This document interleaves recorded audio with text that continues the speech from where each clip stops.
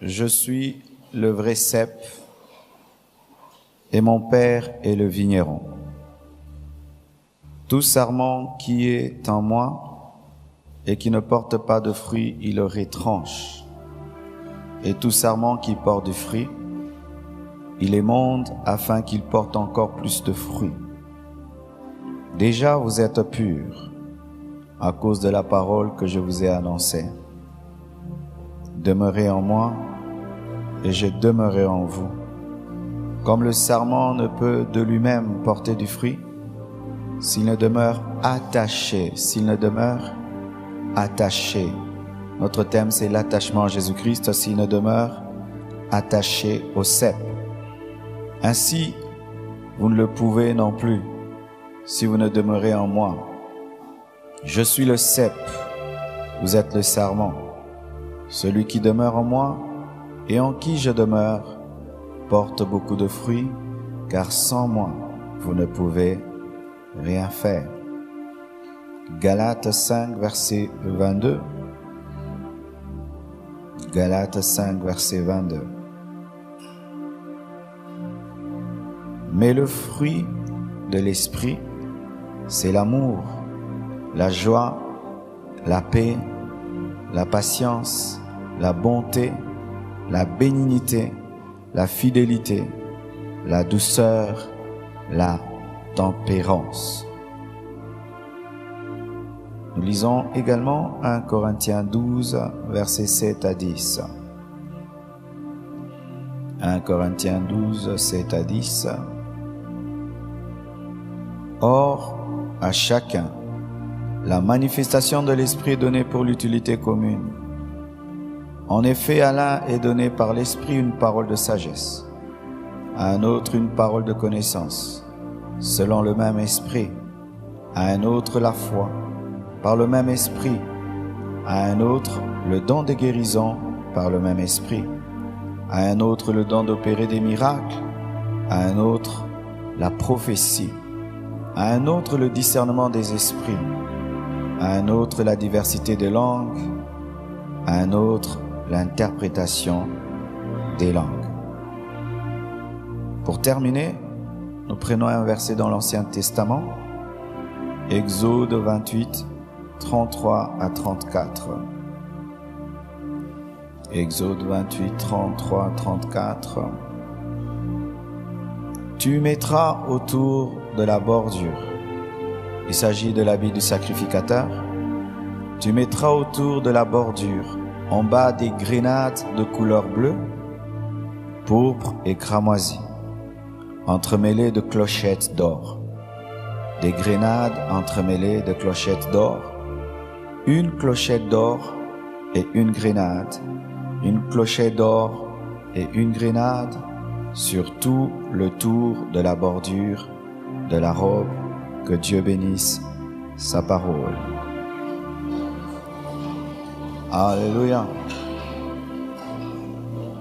Aujourd'hui, je vais parler des impacts de l'attachement à Jésus-Christ, des résultantes de l'attachement à Jésus-Christ, des choses qui viennent dans la vie d'un homme lorsqu'il s'attache à Jésus-Christ. Nous voyons la parole nous parler du cep et du sarment. Et déjà dans cette image, nous trouvons les trois personnes en Dieu. Le Père est le vigneron, le propriétaire de la vigne. Le Fils est la tige. Et le Saint-Esprit est la sève. Et le chrétien est la branche. Les fruits sont les manifestations de l'Esprit de Dieu dans la vie du chrétien qui est attaché à Jésus-Christ. Retenez, le vigneron, c'est le Père. La tige, c'est le Fils. Le Saint-Esprit, c'est la sève. Et le chrétien, c'est la branche. Les fruits, ce sont les manifestations de l'Esprit Saint dans l'esprit du chrétien. Alléluia. Et il y a plusieurs fruits. Le fruit du Saint-Esprit. Vous allez remarquer qu'on ne dit pas les fruits du Saint-Esprit alors qu'on parle de plusieurs choses. On parle de la joie, on parle de la fidélité, de la tempérance, de la maîtrise de soi, de la douceur. Mais on dit le fruit du Saint-Esprit. On croirait qu'il y a une erreur de français. Parce qu'en soi, le Saint-Esprit ne porte pas plusieurs fruits. Il porte un fruit qui contient plusieurs parties. Alléluia. Le fruit de l'Esprit, c'est comme une orange. Elle est faite de beaucoup de parties. Mais toutes ces parties font l'orange. Mais le fruit principal du Saint-Esprit, c'est l'amour. Alléluia. Lorsque tu es attaché à Jésus-Christ, la sève du Saint-Esprit va entrer dans ta vie. Et voici la plus grande caractéristique des personnes attachées à Jésus-Christ, c'est l'amour. En lisant la Bible, vous allez retenir deux choses. La Bible est centrée sur une seule personne, Jésus-Christ, et elle est centrée sur une seule nature principale, l'amour. C'est un livre d'une personne, Jésus, et c'est un livre d'amour. Lorsque la Bible commence à nous amener à tuer, à haïr, nous n'avons rien compris de la Bible. Lorsque la Bible peut nous rassembler ici, sans qu'on puisse s'aimer, nous n'avons rien compris à la Bible. Lorsqu'on comprend la Bible, on aime. Et on tombe amoureux d'une personne, Jésus-Christ.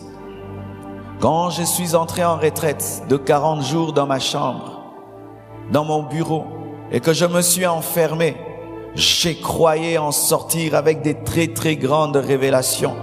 Je m'attendais à avoir des apparitions angéliques. Je m'attendais à sortir avec des révélations des mystères. Du premier au dernier jour, il m'a enseigné sur l'amour. Et sur l'amour, l'aimer lui, aimer mon prochain et m'aimer moi-même. Quand j'en suis sorti, ça a changé toute ma manière de servir Dieu. Si je te prêche et j'engendre quelqu'un qui connaît beaucoup et qui peut faire beaucoup, mais si je ne t'amène pas à aimer Dieu, à aimer ton prochain, à t'aimer toi-même, j'ai échoué dans ma prédication. Le monde reconnaîtra que nous sommes des disciples par quoi? Non par des miracles, ni par des prodiges, ni par la grandeur de nos églises, par l'amour. Est-ce que ces hommes qui sont ici, qui se disent chrétiens, aiment? Est-ce que tu aimes? Est-ce que tu aimes ton voisin? Est-ce que tu aimes tes frères? Est-ce que tu t'aimes toi-même? Est-ce que quand tu te regardes, tu dis, je suis une créature merveilleuse? Est-ce que tu aimes Dieu sans intérêt, sans profit, sans but, pour rien? Est-ce que tu l'aimes? Et j'aime ceci. Sachez que dans la parole de Dieu, rien n'est écrit au hasard et rien n'est présenté au hasard. On nous présente Jésus-Christ comme la tige et le chrétien comme la branche. Et il dit, sans moi, vous ne pouvez porter de fruits. Vous savez pourquoi? Parce que l'homme peut avoir une tendance à porter de fruits sans Dieu.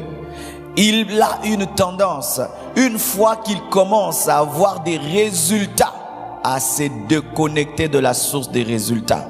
C'est ça l'homme. Remarquez, nous avons étudié longtemps l'université, mais une fois que tu as ta licence, tu ne rentres plus là-bas. Nous sommes sortis de nos mères, liés à un cordon ombilical. Si maman mange, tu manges. Si maman ne mange pas, tu ne manges pas. Pendant 9 mois, tu as compté sur ta mère. Et quand elle t'a donné la vie qu'on appelle bios, la vie biologique, elle t'a donné la vie, qu'est-ce qu'on a fait? On a pris un couteau, on a pris un ciseau, on a coupé le cordon ombilical pour dire tu ne dépends plus d'elle, tu peux respirer sans elle, tu peux manger sans elle, même si pendant 9 mois tu étais dépendant de ta mère pour grandir, pour manger, respirer. La première chose qu'on fait lorsqu'un enfant sort dans ce monde, on le coupe de sa source et nous sortons et nous commençons à manger seuls, grandir seuls. Et alors que je parle, certains, nous avons fait 1 mois sans voir nos parents, 1 année sans voir nos parents. Certains même, les parents sont morts, mais nous ne sommes pas morts. Certains même sont fâchés contre leurs parents, mais ils continuent à vivre. C'est pourquoi il vient nous dire que sans lui, nous ne pouvons vivre comme la branche ne peut vivre sans la tige, différemment de l'homme avec sa mère. Ta relation avec Dieu n'est pas comme la relation du fœtus avec sa mère. Ce n'est pas que pendant un temps tu vas dépendre de lui et commencer à porter des fruits, et quand tout va bien dans ta vie, tu te déconnectes de lui comme si tu n'as pas besoin du cordon ombilical. Non, nous sommes des branches. Une branche peut porter des années, des mangues et des mangues et des mangues. Si elle décide un jour, j'ai fait 10 ans que je porte des mangues, et d'ailleurs les mangues qui poussent sur moi sont vendues dans les supermarchés. Je suis une branche célèbre, je suis une branche connue. Coupez-moi, vous osez seulement couper cette branche qui donnait des belles mangues succulentes, des beaux mangues succulents, commence à pourrir. Frères, sœurs, le jour où Samson a décidé de se déconnecter de Dieu, l'onction a cessé de couler. Pourquoi? Ce n'était pas son onction. La vie que j'ai est ma vie. Ce n'est pas la vie de ma mère. Mais dans le domaine de l'esprit, ta vie n'est pas ta vie. C'est une vie prêtée. Si tu te déconnectes, tu meurs. Tu meurs. Écoutez à présent, mes frères. Le Père, le Fils et le Saint-Esprit habitent en nous. Quand nous disons qu'ils habitent en nous, ce n'est pas dans notre corps ni dans notre âme. Même si notre corps est appelé le temple du Saint-Esprit, en soi, il est le temple du Saint-Esprit parce qu'il est le temple du Saint-Esprit qui est l'Esprit. Le vrai temple du Saint-Esprit n'est pas ton corps, c'est l'Esprit. C'est ton esprit. Le Saint-Esprit, quand il habite l'esprit d'un homme, il commence à pousser cet esprit à manifester l'amour, la joie, la patience, la bénignité. Lorsqu'un homme a le Saint-Esprit, par Jésus-Christ, il manifeste la nature de Dieu. La preuve qu'un homme s'attache, il doit manifester la vie de la sève.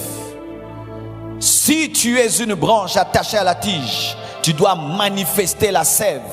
Tu dois manifester la vie de Dieu, la vie Zoé, qui se manifeste par l'amour, qui se manifeste par la joie, qui se manifeste par la maîtrise de soi, qui se manifeste par la capacité de dire non au péché.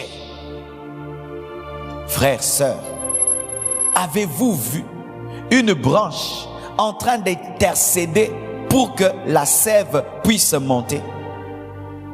Avez-vous déjà vu une branche en train de jeûner pour que la sève quitte la tige et puisse entrer en elle? Elle ne fait qu'une seule chose, elle se connecte. Mais les chrétiens prient, je veux l'amour, je veux l'amour. Connecte-toi à Jésus, tu auras l'amour. Nous sommes en train de demander des choses qui sont naturellement en nous.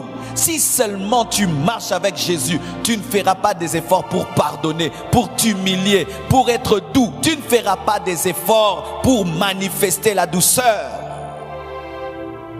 Notre problème, c'est que nous sommes déconnectés, mais nous voulons porter des fruits comme si nous sommes connectés.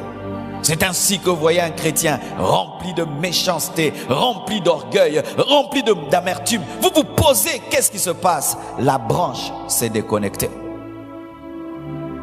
Et à vous qui, pendant un temps, aviez porté des fruits, remplis de joie, de paix, remplis d'amour, et vous êtes devenus des professionnels dans les choses de Dieu, où vous n'avez plus des moments d'intimité avec Dieu, où vous vous tenez dans sa présence pour l'adorer, pour le prier, vous allez remarquer ceci: la vieille nature qui était en vous va ressurgir, car tous les jours de sa vie, la branche est combattue par la mort, et c'est la sève qui tous les jours chasse la mort. Et tous les jours de ta vie, le vieil homme cherche à ressurgir, et ce n'est que ta connexion avec Jésus qui permet au Saint-Esprit de vivifier ton esprit pour que ton esprit manifeste l'homme nouveau recréé en Jésus-Christ. Le jour que je dis, je ne veux plus adorer Dieu, je ne veux plus lire la parole, je n'ai plus besoin de Jésus-Christ, tout ce que j'étais dans le monde va revenir. Va revenir, bien-aimé. Tout. Et regardez une branche et regardez la tige. La jointure entre la tige et la branche paraît si simple. C'est tout petit, c'est simple, mais les résultats des fruits qui donnent la santé, des fruits qui peuvent te guérir, des fruits qui peuvent te remplir. Mais sachez ceci: nous souvent qui aimons prêcher le caractère, aimons le caractère et la nature de Dieu d'amour et de sainteté, souvent nous fermons les yeux sur autre chose aussi que l'Esprit peut donner à l'homme qui est attaché à Jésus-Christ: les dons spirituels. Le sacrificateur n'avait pas que des grenades autour de sa robe, il avait aussi des clochettes. Les grenades représentent les dons spirituels, les fruits de l'esprit, et les clochettes représentent les dons spirituels. Les grenades, c'est vrai, pesaient et avaient plus de valeur, coûtaient plus cher que les clochettes. Mais malgré que les grenades coûtaient plus cher et étaient plus importants, la robe du sacrificateur avait aussi des clochettes. Les clochettes permettaient de savoir que le sacrificateur est vivant. Lorsqu'il marchait, les clochettes bougeaient, faisaient du bruit, et on savait qu'il était vivant. Et les dons spirituels permettent de manifester sur la terre qu'il est mort et ressuscité. La communion avec Jésus-Christ fait que la sève de l'esprit entre en toi, te donne le caractère et la nature, mais pas seulement le caractère et la nature, te donne le don de prophétie, le don de miracle, te donne la vision, la révélation, le don de discernement des esprits, te permet de guérir les malades, de chasser les démons, de connaître le futur, de connaître les choses cachées. Ça aussi l'esprit le donne. Lorsque tu viens vers les grenades et tu négliges les clochettes, tu es déséquilibré. Et lorsque tu vas vers les clochettes, tu négliges les grenades, tu es déséquilibré. Il veut te donner les grenades et les clochettes.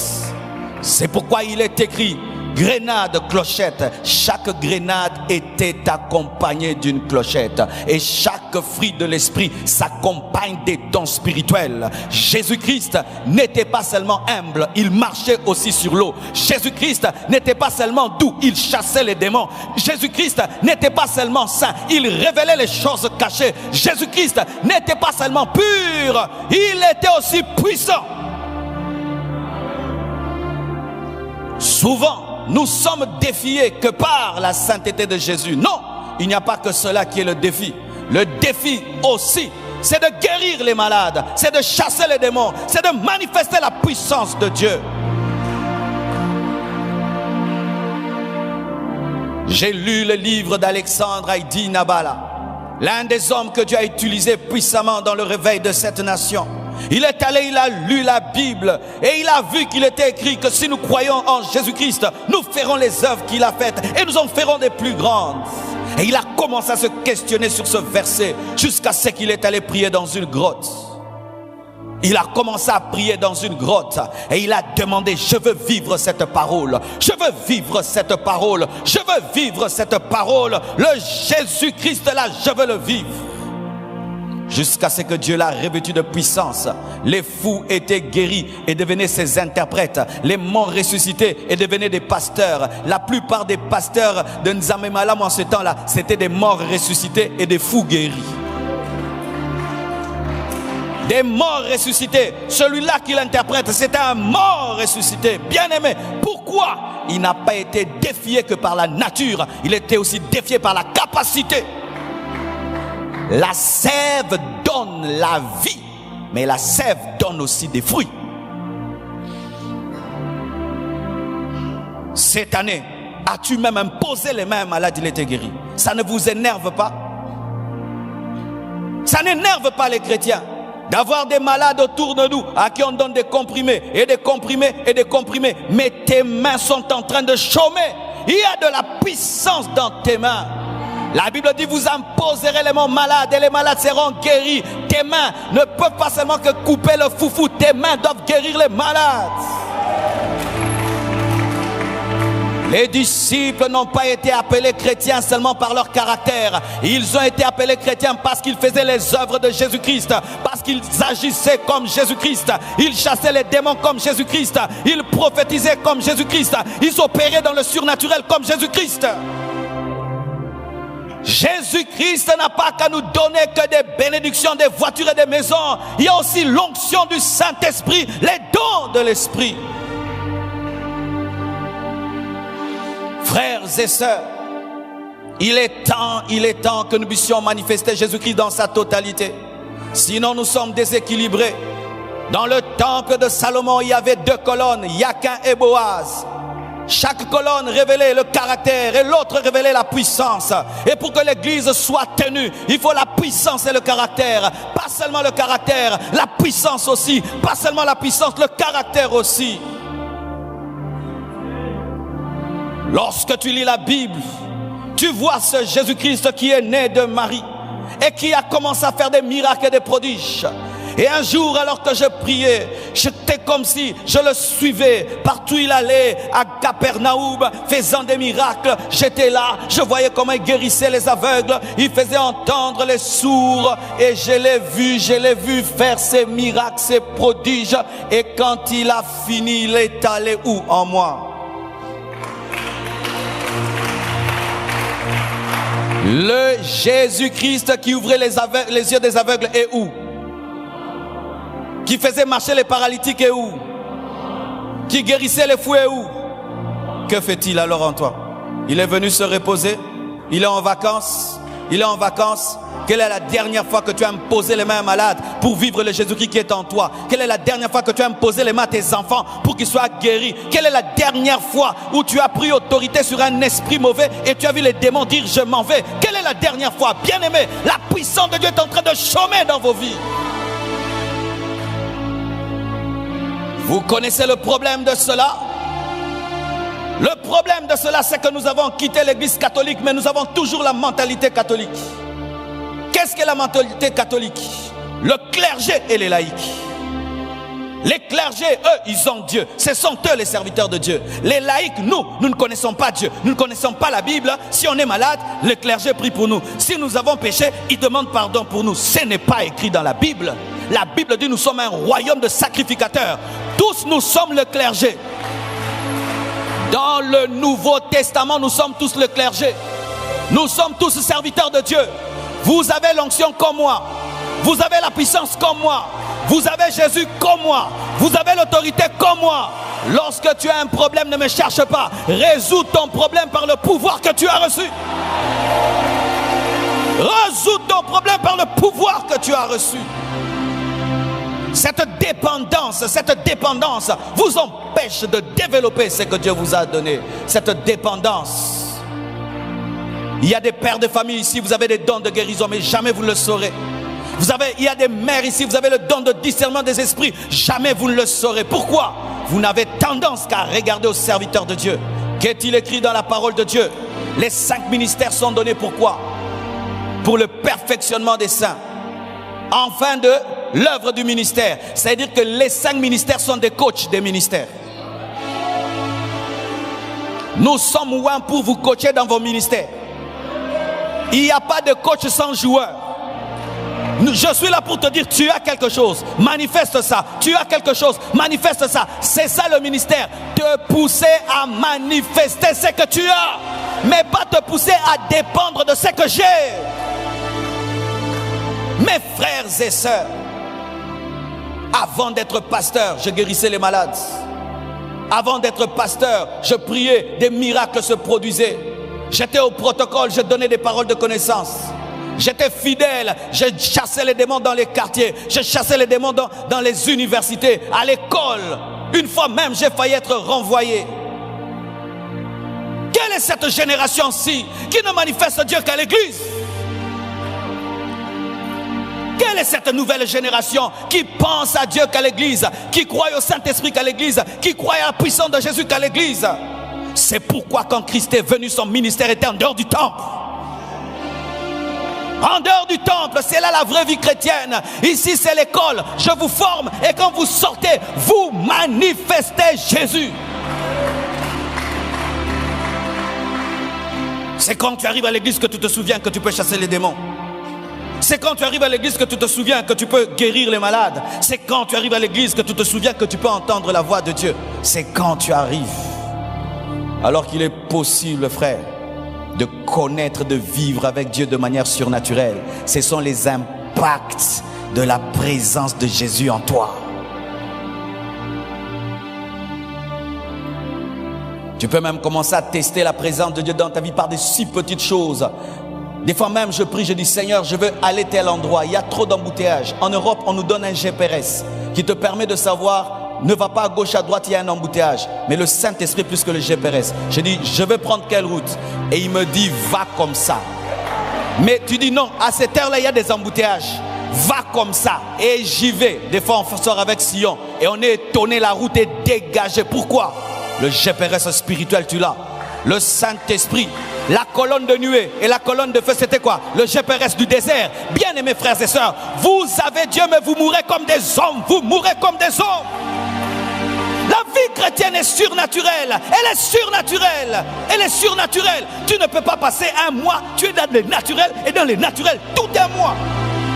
Tout un mois. Tout un mois, tu n'es que dans les naturels. Dieu ne t'a pas parlé, tu n'as pas chassé un démon, tu n'as pas guéri un malade, tu n'as pas donné une parole de connaissance, tu n'as pas vu une démonstration de la puissance de Dieu. Ça, c'est quelle vie chrétienne? Oh ma cambonine, comment vivre? Une année de vie chrétienne, tu n'es pas baptisé dans le Saint-Esprit, ça ne te dit rien du tout. Tu ne parles pas en langue, ça ne te dit rien du tout. Tu laisses des gens parlant d'autres langues à côté de toi. Nous, c'était, tu viens à l'église, un voisin parle en langue, tu pleures. Tu dis, Seigneur, je veux parler. Et si tu crois ce matin, tu parleras. Tu parleras en d'autres langues ce matin. Je dis, tu parleras en d'autres langues ce matin. Bien-aimé, le premier pas dans le surnaturel, c'est le baptême dans le Saint-Esprit. Ce n'est pas normal que tu prennes des années, tu n'es pas baptisé dans l'Esprit et tu oublies. Non. Quand vous lisez l'histoire de l'Église, vous allez voir que des mouvements et des mouvements spirituels ont été bâtis que sur le baptême du Saint-Esprit. Les gens allaient dans des jeunes de 3 ans, 4 ans, rien que pour le baptême dans le Saint-Esprit. Des gens pouvaient voyager d'une nation vers une autre parce qu'ils entendent que dans une église, les gens sont baptisés du Saint-Esprit.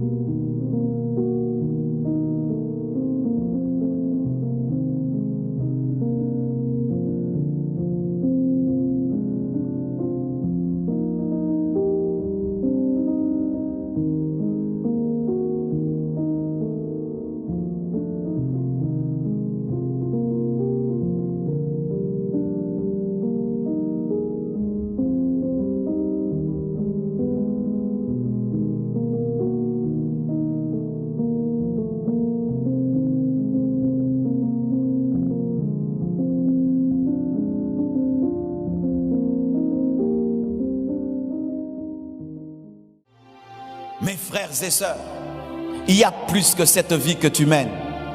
Cette vie chrétienne que tu mènes là, c'est le brouillon. Ce n'est pas la vraie vie chrétienne. Si tu pouvais seulement être conscient de la sève qui est en toi. Dites sève. La sève qui est en toi. C'est pourquoi j'aimerais vous demander une chose. Quand tu es avec une personne importante et tu es très entouré, tu ne comprendras pas sa valeur. Jusqu'à ce que ces personnes s'éloignent et que tu découvres que tu étais avec un roi. C'est pourquoi, ayez l'habitude de vous réveiller quand tout le monde dort pour avoir conscience que de Jésus. Là, ton mari, ta femme, tes enfants, personne ne te dérange dans la maison. Tout le salon est à toi. Toute la chambre est à toi. Et tu as conscience de Jésus. Ou des fois tu te retires, tu payes quelque part 3 jours avec seulement de l'eau. Tu mets là pour avoir conscience que de Jésus. Et tu découvriras que tu vivais dans la basse-cour alors que tu étais un aigle. Et tu découvriras que ces choses qui te faisaient stagner, tu pouvais les détecter depuis longtemps si seulement tu avais donné du temps à ressentir la sève. À ressentir la sève. Bien-aimés frères, ce matin, je vous demande qu'une seule chose, avoir soif. Avoir soif. Quand vous regardez la tige, elle plonge ses racines dans la terre. Et donc les racines opèrent comme une pompe qui doit aspirer, amen, hein, tous les nutriments qui sont dans la terre. Aspirer, c'est avoir soif. La tige a soif des nutriments et la branche doit avoir soif de la sève. Doit aspirer. Prier 1 heure du temps sans soif, ce n'est pas prier. Un homme qui prie 10 minutes avec soif est plus efficace qu'un homme qui prie 1 heure par monotonie et par habitude. Amenez toujours vos cœurs à avoir soif de lui. Et vous allez vous rendre compte, bien-aimés, que vous avez reçu la plus grande bénédiction au monde, avoir Dieu en vous. Avoir Dieu en vous. Au début de ma vie chrétienne, très tôt, j'ai eu cette expérience. Je priais dans un groupe de prière. Et ce groupe de prière ne grandissait pas. 7 ans, 20 fidèles. Je suis allé prier là-bas. Tout le monde trouvait cela normal. Et j'ai dit non, ce n'est pas normal.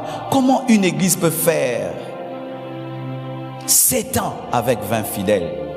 J'ai commencé à jeûner, prier. Jeûner, prier. Jeûner, prier. Et un jour, je vais en retraite. Pendant que je jeûne pour l'église, je sens une présence satanique s'approcher de moi.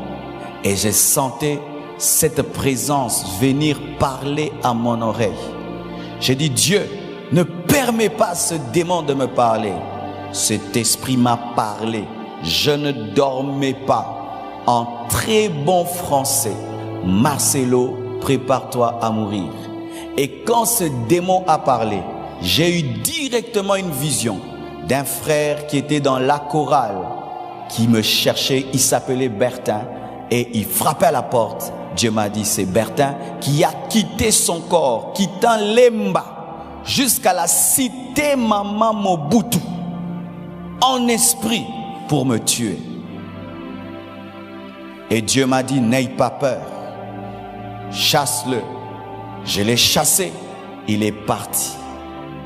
Et pris de fatigue, je l'ai senti revenir, cette fois avec plus de force, plus de puissance. Et quand il est revenu, j'étais fatigué. J'ai dit, Jésus-Christ, tu t'en occupes. Et j'ai senti une autre présence s'approcher de lui et le chasser. J'ai dit, Jésus, je te remercie, tu l'as chassé. Il a dit, c'est pas moi, j'ai envoyé ton ange. Bien-aimé, ces jours-là, j'ai compris que la vie chrétienne n'est pas naturelle. Il y a des forces surnaturelles en face. Il y a des forces surnaturelles en face. Et il y a en toi aussi le Saint-Esprit et il y a avec toi des anges. La vie chrétienne t'amène à voir des anges comme gardiens. Ici, il n'y a pas que des hommes, il y a des anges, il y a des anges, il y a des anges, il y a des anges. Et le don de discernement des esprits te permet de savoir qu'il y a des anges. Le don de discernement des esprits te permet de savoir, ici il y a la présence de Dieu. C'est pourquoi même choristes, quand vous chantez, ayez le discernement des esprits. Un jour, vous pouvez venir avec l'esprit de chanter fort, mais l'esprit ne veut pas. Il veut que de doux cantiques. Chantez lentement. Ne respectez pas toujours votre répertoire. Laissez-vous couler avec l'esprit. C'est lui qui connaît le besoin de l'église, pas votre répertoire. Je peux décider aujourd'hui, je vais prêcher comme ceci. Il dit non, tu prêches comme cela. Pourquoi? Il y a un homme, une femme qui doit entendre Dieu de cette manière-là. C'est lui le chef du restaurant. Nous ne sommes que les serveurs. Le serveur ne donne pas ce qu'il veut. Il ne donne que ce que le cuisinier a préparé.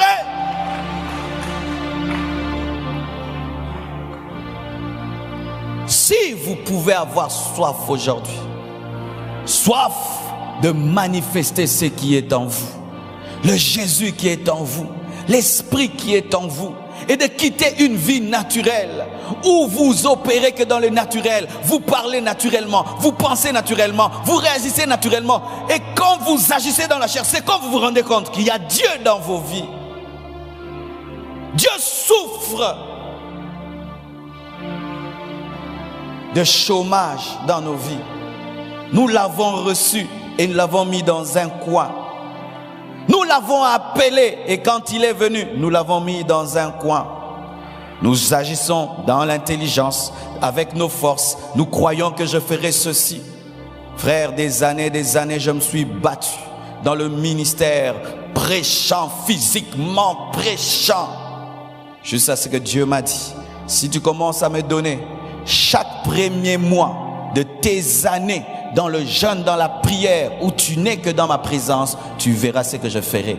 Et quand j'ai commencé à le faire, j'ai eu plus de résultats que lorsque j'opérais dans le naturel. Les choses que je perdais en faisant 30 jours en jeûne, je les récupérais fois 100 au lieu d'être tout le temps en train de faire des choses. Car, bien-aimés frères, tu ne peux porter du fruit sans t'attacher au cep. Impossible! Et l'une des choses qui prouve l'attachement au cep, c'est la vie de prière. La vie de prière ne permet jamais au diable de te voler la vie de prière. Jamais. Apprends à t'agenouiller. Quand tu quittes ton lit, la première chose que tu dois faire, c'est être à genoux. C'est-à-dire de ton lit sur les genoux. Pas de ton lit à ton smartphone. Pas de ton lit à brosser les dents. Non, après brosser les dents. Parce que Dieu ne sent pas l'odeur de ta bouche. De ton lit à tes genoux. De ton lit à tes genoux. Un pasteur d'une église, je crois, de 30 000 membres aux États-Unis a décidé ainsi. S'il quitte son lit à genoux, et on lui a posé la question, pourquoi? Je suis un homme trop actif. Si seulement je me lève, je ne veux plus m'agenouiller. Il y a tellement de besoins, de problèmes que je risque d'oublier de me tenir dans sa présence. Établissez un rendez-vous avec Dieu, un programme avec Dieu. Seigneur, je vais commencer à te chercher à 4 heures du matin, à 5 heures du matin, à 23 heures. Seigneur, je te fixe tel rendez-vous. Voyez le grand Daniel, malgré qu'il était un homme élevé, avait 3 rendez-vous avec Dieu. Soyez des hommes de prière. Ayez une vie de prière. Avant de faire les choses, rassure-toi que tu l'as cherché. Sinon, tu deviens une branche qui n'est pas connectée. Ne faites rien si vous n'avez pas prié. Voyez Jésus-Christ, il passe toute la nuit à la montagne. Et après, il descend, il fait des miracles. Et après, qu'est-ce qu'il fait? Il monte à la montagne. Ne reste jamais dans la plaine où Dieu t'a utilisé. Remonte toujours là où il t'a oint.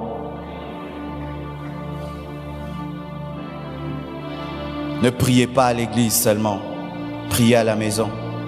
N'est-ce pas que quand nous prions ici, nous vous coupons, n'est-ce pas? On vous lance et quand vous voulez prier encore, Amen, c'est l'heure de la parole. Après la parole, on vous lance. Quand tu veux entrer, Amen, il faut rentrer à la maison. Mais où as-tu le temps d'étancher ta soif? De prier et de pleurer et puis de rire et de danser, de rester calme. Et il n'y a pas un modérateur qui te coupe.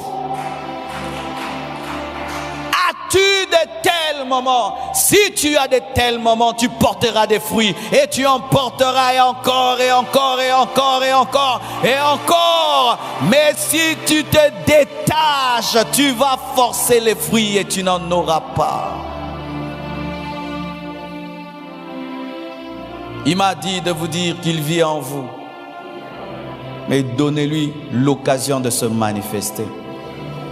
Il m'a dit de vous dire, vous pouvez faire plus que cela. Mais cherchez-le en profondeur. Il m'a dit que tes fruits qui sont partis peuvent revenir si on te greffe à nouveau. C'est ce que les jardiniers font. Lorsqu'une branche est coupée, il y en a qui arrivent à la recoller. Ils ont des systèmes. Et vous voyez la branche qui était pourrie, elle commence à revivre. Elle commence à revivre. Elle commence à revivre. Tu peux revivre. Tu peux revivre. Ou tu dis non, je ne priais plus. Seigneur, pardonne-moi. Je reviens à genoux. Seigneur, avant je sortais sans te chercher. Seigneur, je reviens à genoux. Seigneur, je m'étais déconnecté de toi quand tu m'as donné la bénédiction. Seigneur, je rentre à genoux. Tu vas voir, les feuilles vont redevenir vertes. Et puis des fruits vont commencer. L'onction de Dieu va commencer à couler à nouveau. La puissance de Dieu va commencer à se manifester à nouveau dans ta vie. Tu n'es pas mort. Tu peux tout recommencer. L'une des grandes servantes de Dieu dans le monde, qui a été puissamment utilisée pendant 9 dernières années de sa vie. Pendant un temps, elle a commencé à sortir avec le mari d'autrui, déconnectée du cep. Le ministère a séché. L'onction a cessé de couler. Elle passait des moments de crise. Car si un jour tu étais connecté, tu sauras que tu es déconnecté. Et un jour elle marchait. Elle arrive quelque part, elle voit un panneau écrit stop. L'Esprit lui dit aujourd'hui, tu choisis entre cet homme et moi qui tu veux. Elle a choisi Jésus. Elle a abandonné cet homme. Elle s'est reconnectée.